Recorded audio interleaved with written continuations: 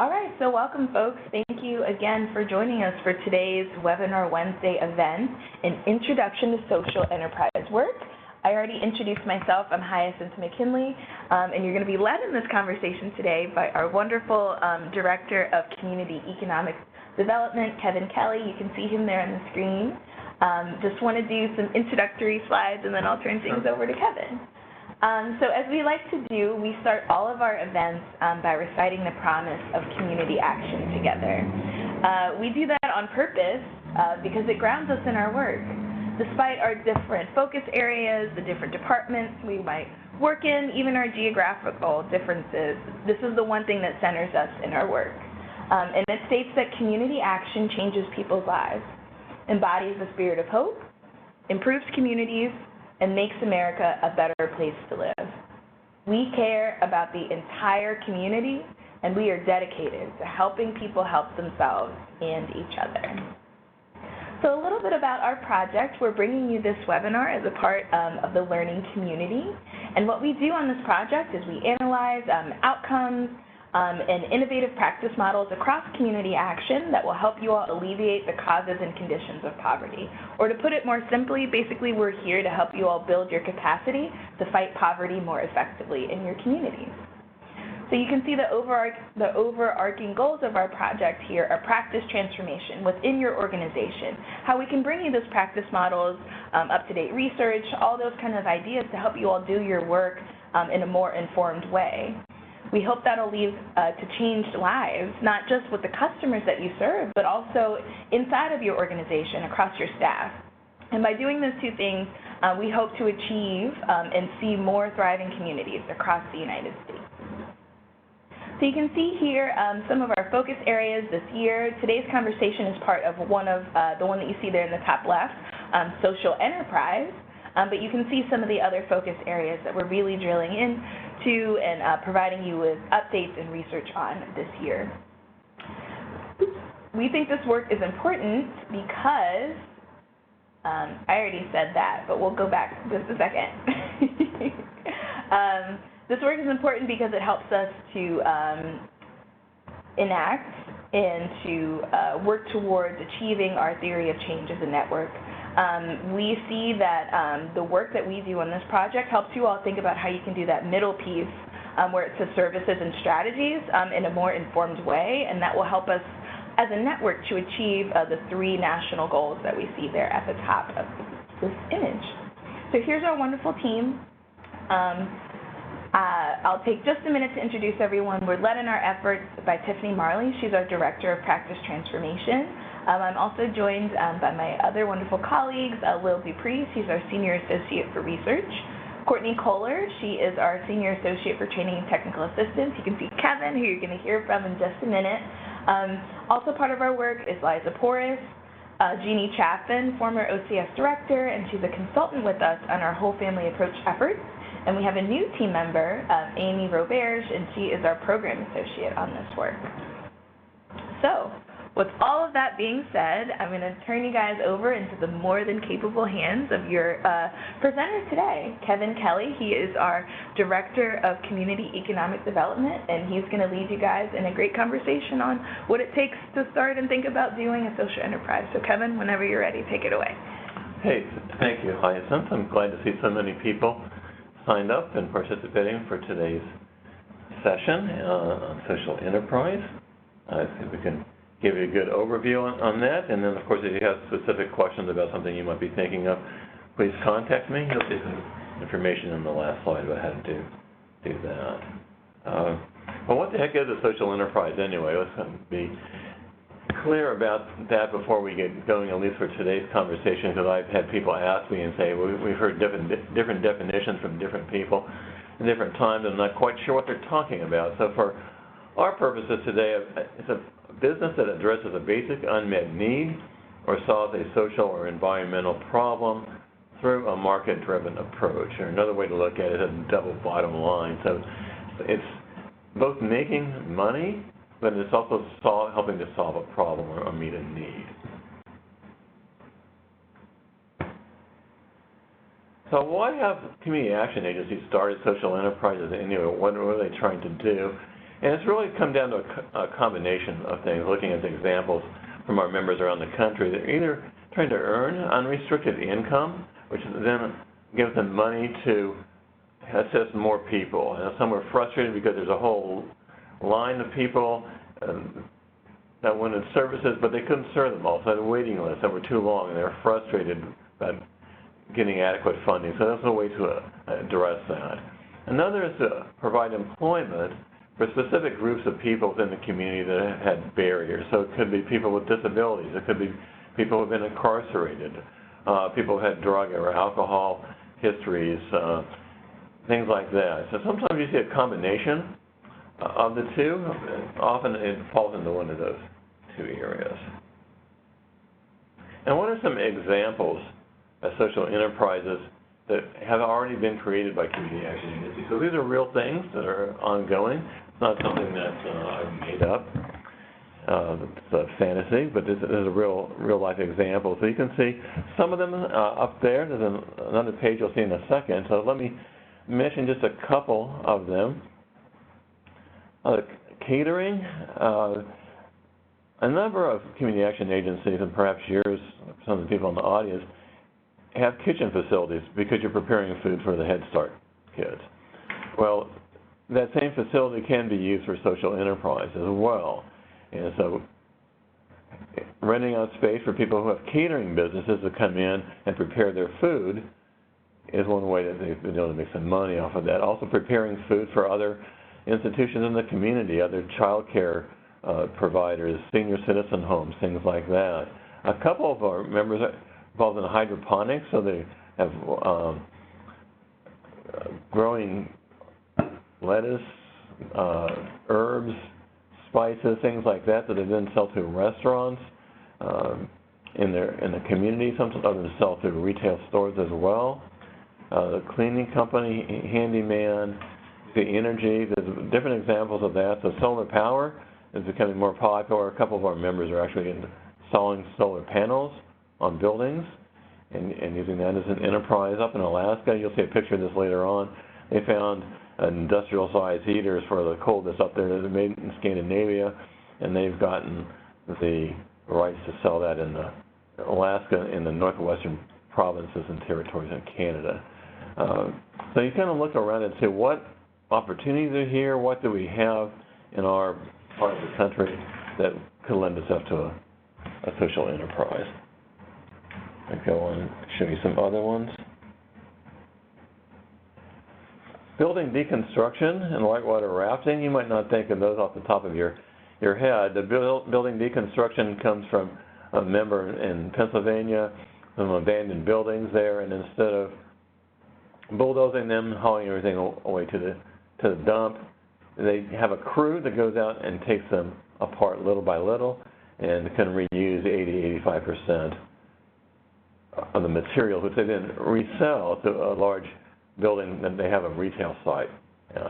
The whitewater rafting is in the area where tourism is a big part of the local economy, but it was more oriented towards ski slopes in the winter, and they had a lot of ski instructors who didn't have a job in the summertime and have to leave and come back or find something else. And so by setting up a world-class rafting, kayaking facility, they were able to employ a lot of those same people in the summertime, and they got a grant, which we'll talk about a little bit later in the presentation here, to help them do that.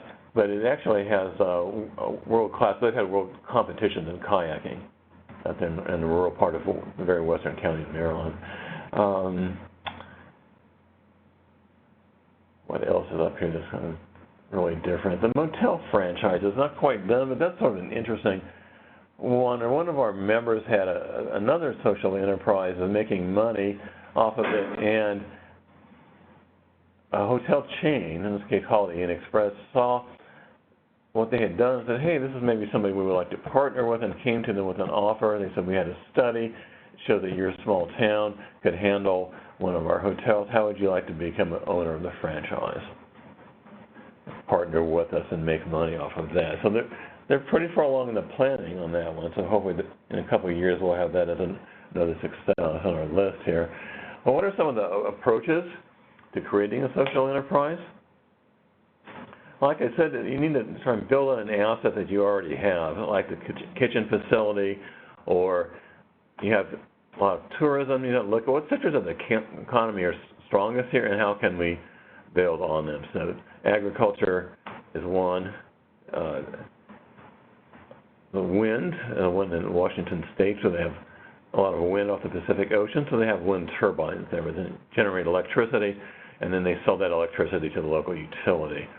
So you can't necessarily replicate each of those things in your community, but you have to look at what do we have that lends itself to a business opportunity as an asset that we have to build on here.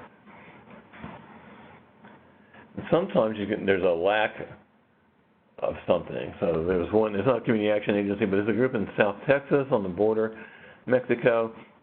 There literally was no place to eat near their office. So they kept waiting for somebody else to put a restaurant in. It never happened. So they said, what the heck? We can do this ourselves. It can't be that hard. So they got a franchise with Blimpies, the Subway company. So it's looking for things like that.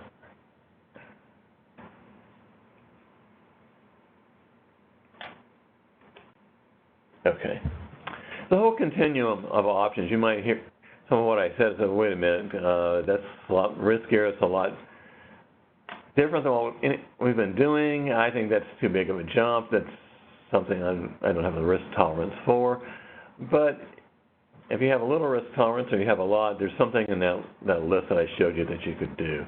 So the one that's least risky is probably the example with the kitchen and the Head Start facility. You've already got the equipment. You've got the site.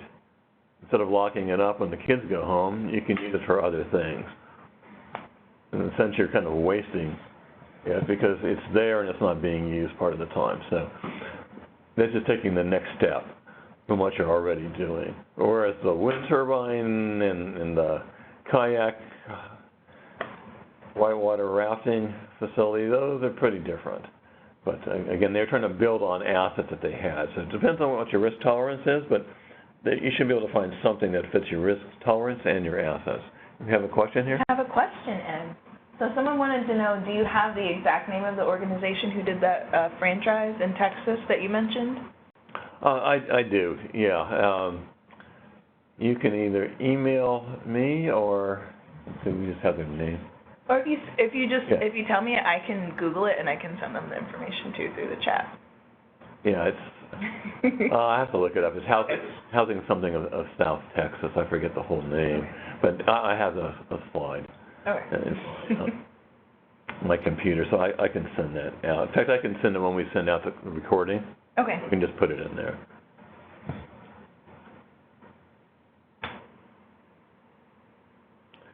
Hey, this sounds pretty good, perhaps, but what are some potential obstacles? There's always got to be obstacles in anything you're trying to do when it's new.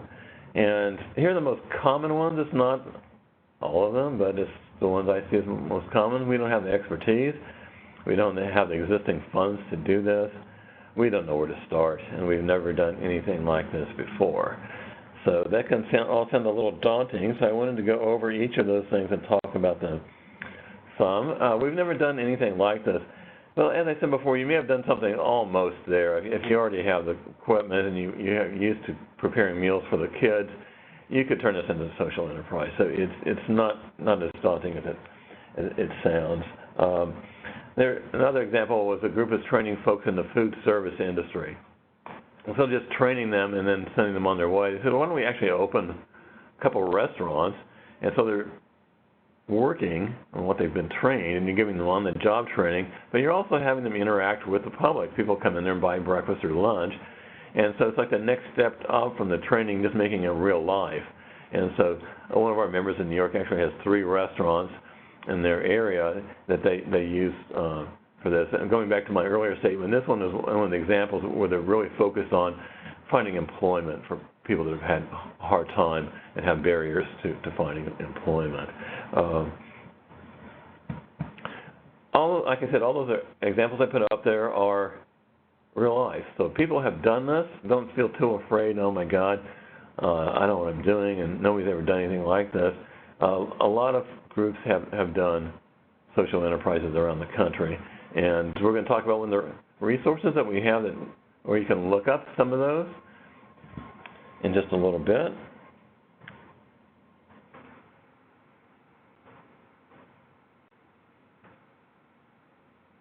We don't know where to start. Well, you can always just contact me, and I can give you some advice over the phone. We do have a couple of how-to manuals on our website. One is about social enterprises specifically, and the other includes some examples of social enterprises.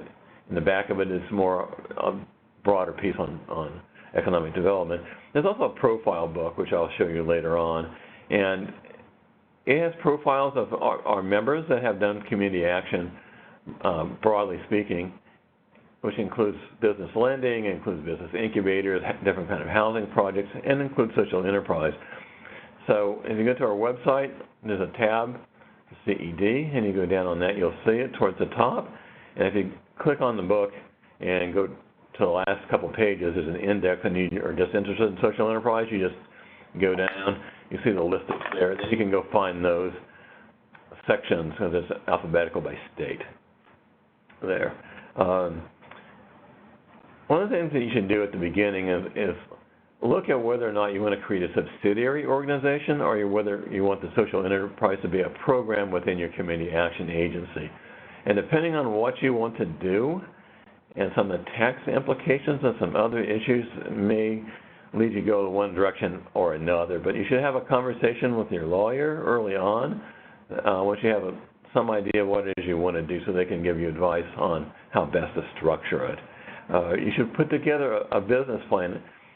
This is essentially like starting a business as an entrepreneur. If I'm going to start a business up, I need to know who the competition is, what's the cost, what's the profit margin, how many of whatever it is I'm trying to sell do I need to sell to make the amount of money that I'm seeking to make. Is it cyclical? Is it busier during some parts of the year than others? So we need to factor that into your cash flow projection. So essentially you're starting up a business, and you need to treat it like that. I would suggest creating an advisory committee of experts in the type of business you're going into to help you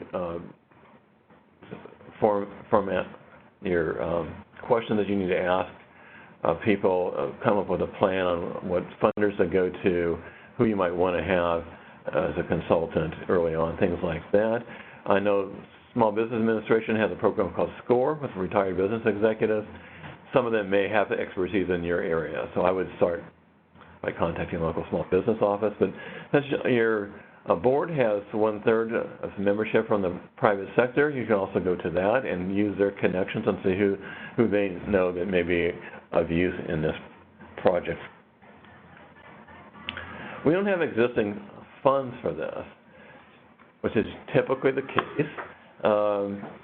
It helps if you can set aside a little bit of the money you have, but if not, do some research on what funds are out there, what you'd have to do to access them, sort of set up a plan. We're going to go here first, here second, here third.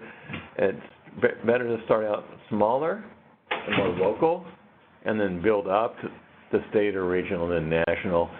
The higher up you go, the more competition and the more people or track record, and the harder it is to get the money.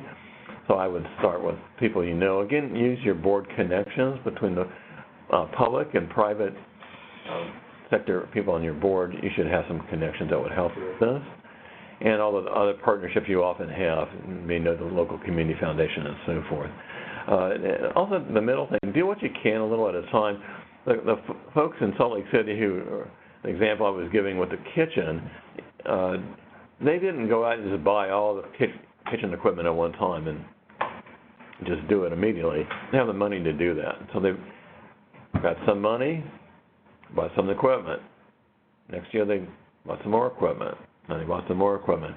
And after they were able to get it all together, then they started up with the kitchen for the children and then expanded from there. But you may have to do this slowly and over time.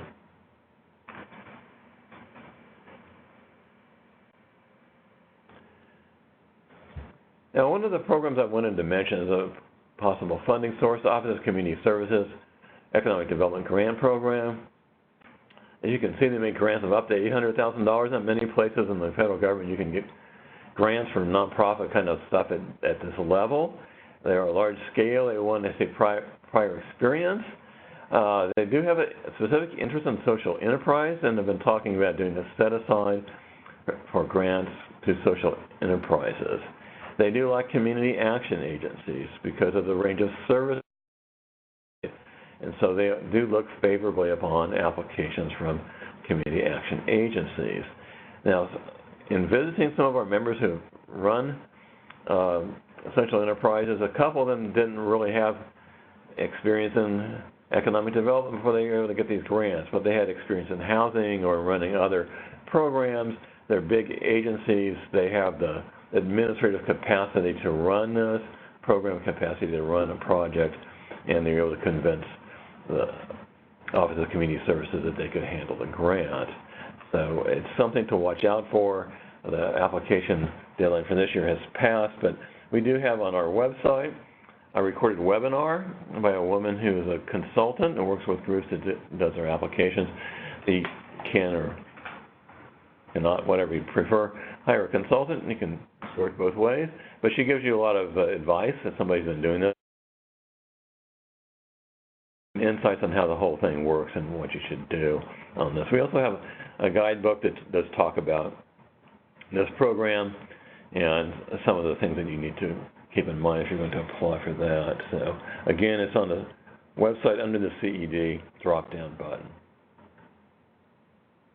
Now, create a planning team. You need to select a group of some staff and boards that are interested in this, and have them look at different types of businesses, see what seems to be working, what might fit for you all, what are some of the funding sources, how plausible are those, what do you need to have in order to successfully get funding from them, what are some skills that would be needing and operating that kind of a business, who would you need to hire, some of these kind of things, and then bring it back and show it to the rest of the staff in the board. At the beginning, Hyacinth talked about this learning community that we have. We have one this year on social enterprise, and one of the groups in there I know has just formed a small group of staff on board to do this very thing I'm talking about.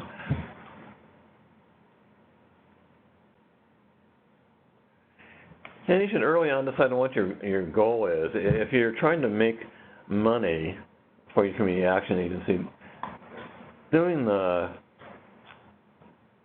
deconstruction project or the 3 restaurants probably is not what you would pick. You're not going to make as much money off of that as you would off of some of the other ones. But if you're trying to employ people, those make a lot of sense. Again, if you're trying to employ a lot of people, doing the wind turbine, that's not going to do it because they don't really employ people. They just put up the turbines and they make electricity, which they sell, and then they get money. But if you're trying to get money, that's a great one. They make $400,000 or $500,000 a year in profit off of that. The kitchen that I mentioned, Salt Lake City, makes about $500,000 a year in profit off of that. So if you're trying to make money, those are good examples to look at. So you need to be clear about what is it I'm after, and then pick a strategy that will get that to you. And some have tried to do a kind of a combination of those two things, and just be conscious about what it is you're trying to do before you make your choice on a social enterprise. I talked about this a bit before, about developing a business plan.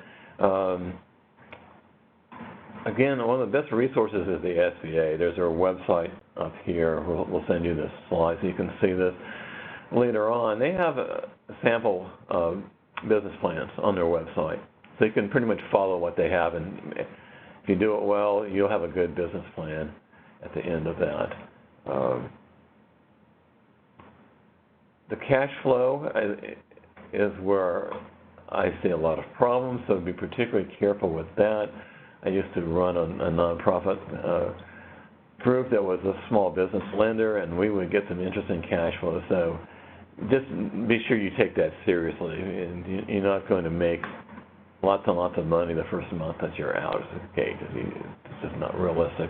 But you would not believe how many of those we saw come in. So I'm going to show you some pictures now of some of the projects, and again, I just want to reinforce these are real. They are being done by your peers. So here's the one I mentioned in Alaska. So these are the imported heaters they're selling in the very cold parts of the U.S. and Canada. The aquaponics facility in Bloomington, so in Indiana, which is where the Indiana University is located. So they actually have an agreement with the university, and they sell some of what they grow there, as well as to restaurants there in Bloomington. They're doing well and are opening up another greenhouse here shortly. This is a New York example with the 3 restaurants that I mentioned. This just happens to be a favorite. I like candy, so I put the picture in here. As one of our members has a candy store in Long Island. I just thought that was kind of cool.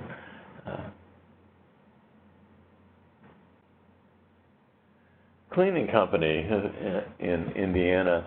So one of our members is, again, trying to find employment for people who had some obstacles to finding jobs. And so they created a social enterprise as something that people could, their entry-level position that they could get into without a whole lot of education or specific advanced skills. Here's the wind turbines in Washington State that I mentioned. Can I ask a question about the wind turbines? Yeah, sure. I'm just really curious. So how does that whole process work? Do they actually own them? Do they help it? Like, how can you talk a little bit more about that project? I think that one's interesting. Yes, they do own them. And this was one where they wanted the money, and so they were looking around for how do we make a lot of money so we can serve more people. And somebody was talking about wind, and they're literally on the ocean. And so that seemed to make sense. So they talked to some people about the wind turbines and what would it take, and decided to go with 4 of them, and partnered with the local utility company who was willing to buy the electricity that they generated. And so they actually used New Markets tax credits in order to finance the deal, and a grant from the state of Washington, and a little bit of their money, but most of it they used other people's money, to be honest, to do the project. And they got an award for being the first and probably the only group to use New Markets tax credits, which are really complicated, to do a wind energy project. And so they were able to get, but that took like 10 years. It took a long time. It wasn't something, a big, massive project like that wasn't one, okay, next October we'll have this up and running, or a year from now. That's not practical. Right. But it paid off, and although it took a long time, when they got it, the revenue has been such that it's every year. It doesn't take a lot of maintenance, it's a little bit, or a lot of staff time. Sure.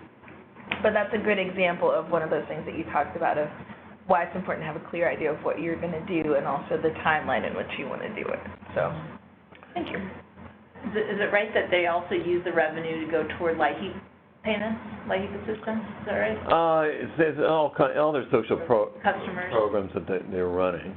So that's Okay. that's not the only one, but that's one of them. Okay. Yeah. I mean, their director is just really frustrated. All these people that need our services, I don't have the money to be able to do it. And to quote him, I need some damn money. This is one that's promised me the best return, so that's what I did. Awesome. Right? Thanks. Sorry to derail you. No, it's fine. And here's the Head Start kitchen, again. And I like to use this example not just because it's like the next step for people, because you may already have the Head Start kitchen, but the director who was there at the time, she did not go into this to create a social enterprise. She went into this because the food that they were feeding the kids, in her words, sucked, and it was unacceptable. And so she looked for another vendor, and she didn't like any of them. She said, well, how hard can this be? I can do better myself. So let's get this equipment, and let's do a kitchen. And after she got the kitchen and was feeding the kids, and it's like, oh, wait a minute. We could do the same thing for the senior center and these other daycare providers. And what about cooking classes? Oh, and we could rent out space at night for the people with catering businesses if they need a licensed kitchen. And all these other things suddenly came about, and lo and behold, they have a social enterprise that makes $500,000 a year in profit for them. But that was not what they were setting out to do. And I'm guessing that's one with a shorter turnaround. How long did it about to take? It took her, I think, 3 years to get all the equipment because she didn't have the money that was laying around that was uncommitted to other things. So that's what took a little bit of time. But I think there are some of our members out there who already have the kitchens, but have not thought about taking the next step. In fact, in the learning community, there's one of our members in California who is doing this right now. Here's the World Kayak Championship in the whitewater rafting place that I talked about earlier, which I had a chance to visit. It's a banquet and meeting center. It's a group up in Illinois, north of Chicago. They actually have 3 social enterprises, but this is one of them.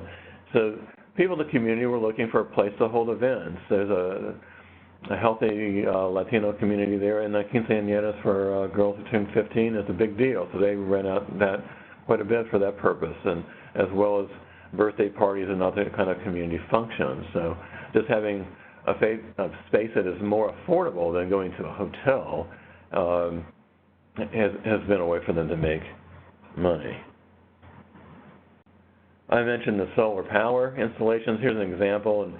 In New Jersey, one of our members specialized in putting solar panels on nonprofits up in northern New Jersey.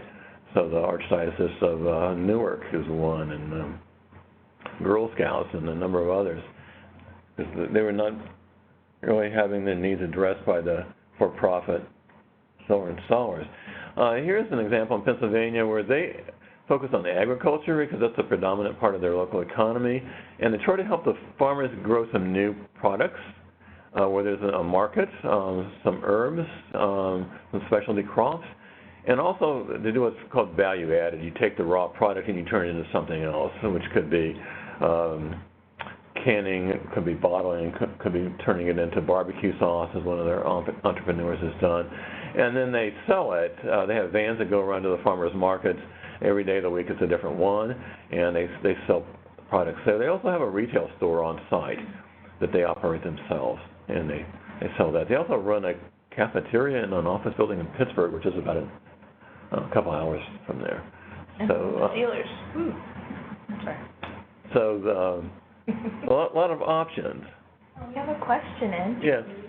Sure. Someone wants to know, are there any legal concerns that would need to be addressed when venturing into one of these opportunities? There are. You can do all of them, but there's a couple of issues. One is potential liability for the board members, and so one argument is you want to separate the CAP board from the social enterprise board, and another has to do with paying taxes. So there's something called UBIT, unrelated business income taxes. So if what you're doing is really related to what your core activity is, then you may not have to pay taxes on it. If it's not related, like I would venture to say the wind farm, is a bigger stretch than, for example, the kitchen would be, then you probably do. So you need to talk with the attorneys. Most about taxes and liability would be the 2 primary issues. And we have examples of community action agencies that have done both. They've set up a separate entity, and then also others that have done it as a program, and they both have their own reasons. But it's a private conversation between you guys and your lawyer. If you need some help, CapLaw is there, and they're happy to talk to you about this.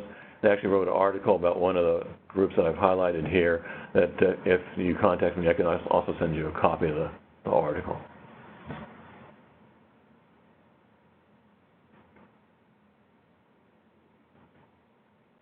Having trouble with this thing. It doesn't go. I can click through the sides for you if you. No, it's okay. It's just a little finicky. Besides just talking about the projects, I wanted to touch on this. I think it's a really important part of it. And a couple of our members in particular really emphasize this. That we did these programs the first time. And all of a sudden, we had people coming to us that we had never seen before. They didn't know who we were before. We didn't know you were here. And they've been there for more than 50 years, like most community action agencies. But these folks had never needed their services, so they never knew about them.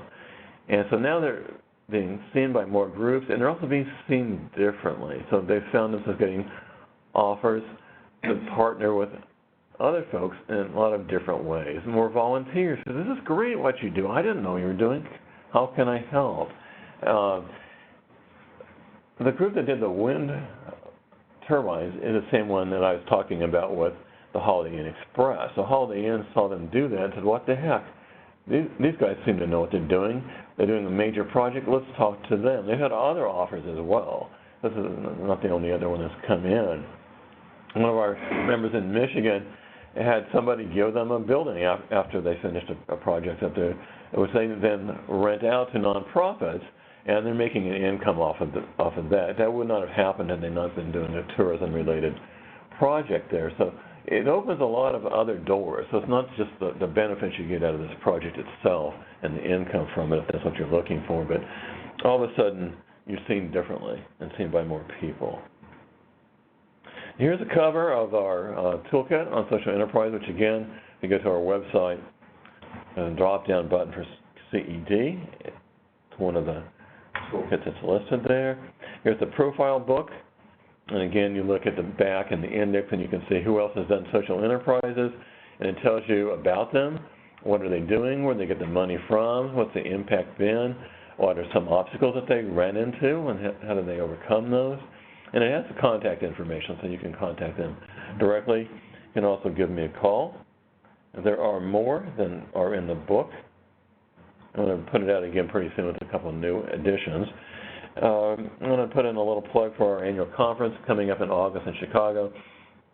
As always, we'll have the CED track and a tour, which actually we're going to see some housing work done by a nonprofit. But there's going to be a session on using energy project as a social enterprise. So we're talking specifically about the solar panel installation, and we have a member in Fresno, and the one I show you the picture from in North New Jersey, who'll be talking about what they have done.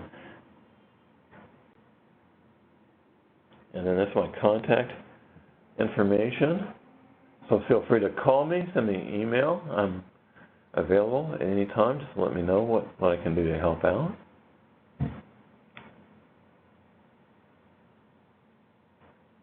I think that's it. Any more questions? Yes, I think we'll take a minute to pause for questions. Thanks so much, Kevin. Let's see. I do think one came in. I'm trying to get to where I can pull it up. Yes, the presentation will be sent out in addition to a copy of the slides. Any other questions? We can pause for just a minute. Otherwise, as you're thinking of your questions, we can go through. We have some kind of information to wrap up. But we'll give you just a minute to think of any other burning questions you might have for Kevin here. Of course, I'll pull back up his contact information. He's around and he's available, and he can bring this show to you in person if that's what you need. So just let us know, and feel free to reach out to him with any questions. Okay, so here's one. What's a reasonable expectation for when a new social enterprise should begin turning a profit? That really depends on what it is that you're doing. And the social enterprises I put up here, let's mention a couple of examples. The deconstruction business, I know in their grant application, they had projected that after 3 years they would break even and then start making some profit. It's not meant to be a huge money maker for them, but they're on target to do that. So, but again, that was one that was really designed more to provide the employment. Whereas with the wind turbine, once that thing got up and going, it was making money for them. They're selling it to the utility. So it depends a lot on what it is. So you're doing the scale of it and which of the two options you're focusing on. And some of them, like, again, the wind turbine one, it took them 10 years to get up and going. There's a lot went into that. As opposed to something, if you take something you're already doing, let's say you do housing, and you have a crew that does your housing. Well, they could also be doing housing construction for other nonprofits or other people in the community. And so a couple of our members do that. They actually have their crews work for other people. So you may have something that's already ready. I was in Missouri a couple of weeks ago talking, and one of the guys in the audience who already had a crew doing some repair stuff for himself, and they would get calls from other places, can you help us with this, and can you help us with that? He said it was all ad hoc, but now that I've been in here, I'm thinking I'm just going to organize this more, market it, and we've already got the guys and they know how to do it, and we're going to start a social enterprise. So it was very easy for them to take another step. Sure. Awesome. Thank you for that response, and thank you for the question. I guess I have a question. Yeah. Just thinking about the conversation today, and I know you kind of mentioned it like bits and pieces, but if you had to give like a top 3 takeaways of agencies that are really thinking about doing this work, what would you say are the 3 biggest things that they need to make sure that they know? Okay. I guess number 1 is you can do it. Don't be afraid to look into this. But that you need to be thoughtful, and you really do need to form a committee and to look into the different options, what does it take with each one of them, and then what you're getting into. And then really to do the business plan so that you have some. Because it's really, like, okay, we did the business plan, I hand it off, I'm done with it. It's really like a strategic plan or other significant plan. It's something that changes over time. It's not static, and it gives you direction. You should be following it, and okay, this is where I'm going and how I'm getting there. Oh, this variable changed, so now I need to change it a little bit. What does that mean for other things? But you really need to be serious about that. So those will be the 3. Okay. All right. Any other questions from our attendees? If not, if you're thinking of some, like I said, we have a couple of things that we just want to let you guys know are coming up from the partnership, but feel free to send in any more of those questions. Kevin, I do want to thank you so much for your time in this conversation and just walking us through the different options and things that folks should be thinking about if they want to do this work. So thank you so much. Not a problem. I think this is really exciting. It's some great examples among our membership. I'd like to see some more in a couple of years among the people that are out there now. Great. Thank you. So just a couple of things we want to make sure that you guys are aware of. So if you'd like to continue learning, of course you can continue to join us for our future webinar events, but we also have a Community Action Academy, which is a free online learning platform where you can access learning at your own pace. We have a couple of standalone activities, but also actual entire courses on different topics that are relevant to our work in community action. And it's really cool. We actually have developed an app for this work, so you can do it on your smartphone. The same way that you would set up an account online, you just go to moodle.communityactionpartnership.com. You can register for an account, and you can access all of this wonderful community action learning on the go. And it's totally free. Both options are free. So check that out. Here you can see a listing of the full on-demand e-courses that we have available now, with more coming soon in the future. So definitely check that out, and please take advantage of that free resource. You saw me sharing some things from Kevin's page there in the chat, but if you want to learn more about, some of the topics that he talked about, some of the things we didn't have a chance to discuss, or kind of any of our other training and technical assistance efforts, you can find all of that information on our resource library on our website, and you can see the path of how to get to it right there on the screen. Kevin already talked about it, but I'll do another quick shameless plug for our upcoming annual convention that's going to be in Chicago this year, the last week in August. It's going to be the 28th through the 30th, and we're going to be right on the Magnificent Mile. So a lot of great conversations, and we hope to see many of you there. So if you haven't done so already, please register. And if you're planning on it, you might want to do it soon. Book your hotel because our room block, I think, at the main hotel is filling up, is really close to being full. So definitely check that out soon. We also want to put on your radar to save the date for our upcoming 2020 MLTC conference. We're going to be in Puerto Rico in January. So you can be worse places that time of the year, but also it's going to be a great opportunity to learn and connect with your community action colleagues. So save the date, plan to join us for that event as well. Obviously, you're joining us today as a part of our Webinar Wednesday series, but you can see coming up over the next few weeks, some of the other topics that we're going to be focusing on. So if any of those are of interest to you, or you want to see what else is coming up on the schedule for us, you can go to the link right there on the screen. Otherwise, if you go to our website and go to events, you'll see upcoming webinars from the drop-down menu, and you can find all of the registration information there. And with that, here is the contact information for everyone on the LCRC team, although Kevin is not on this slide, so we'll add you to that, but you got his contact information before.